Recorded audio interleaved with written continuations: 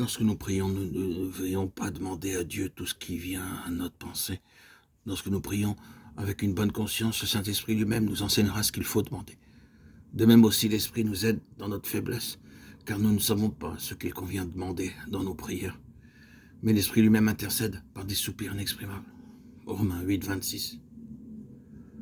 Lorsqu'Abraham pria, il aurait pu demander au Seigneur « Ne détruis pas Sodome et Gomorrhe à cause de Lot, mon neveu ».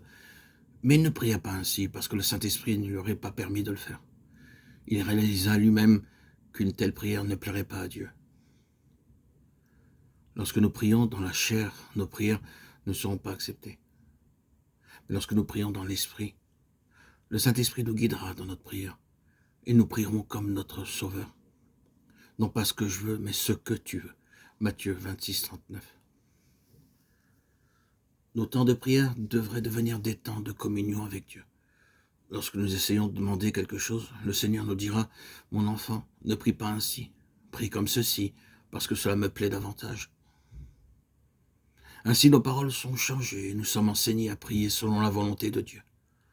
Lorsque nous prions de cette manière rectifiée, nos prières, bien sûr, sont exaucées. Nous avons auprès de lui cette assurance que si nous demandons quelque chose selon sa volonté, il nous écoute. 1 Jean 5, 14. Nous pouvons voir d'après la prière de Jabez avec quel soin il la formula. Il avait appris à prier selon la volonté de Dieu.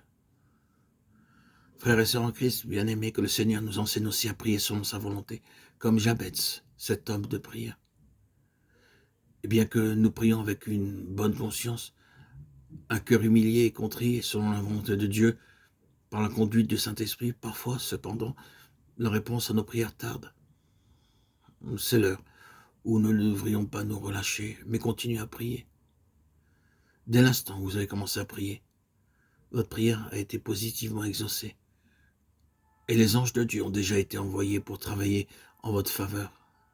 Mais des batailles invisibles se sont engagées dans les lieux célestes. Et la réponse à vos prières en a été retardée, mais pour un temps seulement. Croyez-le bien. Vous devez continuer dans la prière fervente, jusqu'à ce que les forces d'opposition de nos ennemis spirituels soient pleinement vaincues. Ceci est très bien illustré dans le cas de Daniel au chapitre 10. Daniel fut conduit à prier avec ferveur et jeûnant durant une période qui s'était limitée à 21 jours. Aussitôt qu'il commença de prier, le Seigneur envoya son ange. Mais les forces spirituelles méchantes, décrites comme le roi de Perse, ne permettaient pas à l'ange de Dieu d'atteindre Daniel. 21 jours après, l'ange fut capable de vaincre pleinement toutes ses forces d'opposition et atteignit Daniel.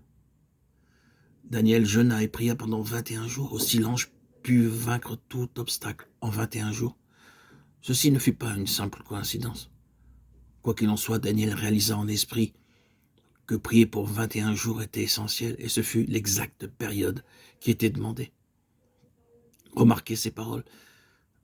Daniel, homme bien-aimé, sois attentif aux paroles que je vais te dire. Daniel, ne crains rien, car dès le premier jour où tu as eu à cœur de comprendre et de t'humilier devant ton Dieu, tes paroles ont été entendues et c'est à cause de tes paroles que je viens.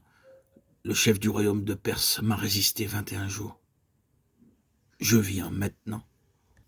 Daniel 10, 11, 14.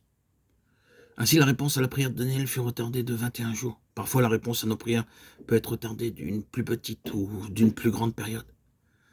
Mais nous devrions continuer à prier, à combattre dans la prière continuellement. Ainsi, Daniel dut prier pendant les 70 années de la captivité afin qu'Israël soit délivré et ramené pour bâtir le temple à Jérusalem. Et à la fin des 70 années, sa prière fut exaucée. Et Cyrus, roi de Perse, promulgua un décret et proclama que tous les Juifs de son royaume étaient libres de retourner à Jérusalem s'ils le désiraient. Ainsi que la réponse à vos prières tarde ou non, vous devez apprendre à prier continuellement, à combattre dans la prière. Il faut toujours prier et ne point se relâcher. Luc 18, 1. Il ne nous est pas dit combien de temps Jabez continua de prier à la fin. Il nous est rapporté et Dieu accorda ce qu'il avait demandé. 1 Chronique 4, 10. Oh frères et sœurs en Christ, mes chers amis, mes bien-aimés, auditeurs, auditrices, qui me suivez depuis si longtemps, que le Seigneur fasse de vous un homme ou une femme de prière comme Jabez. Amen. Alléluia.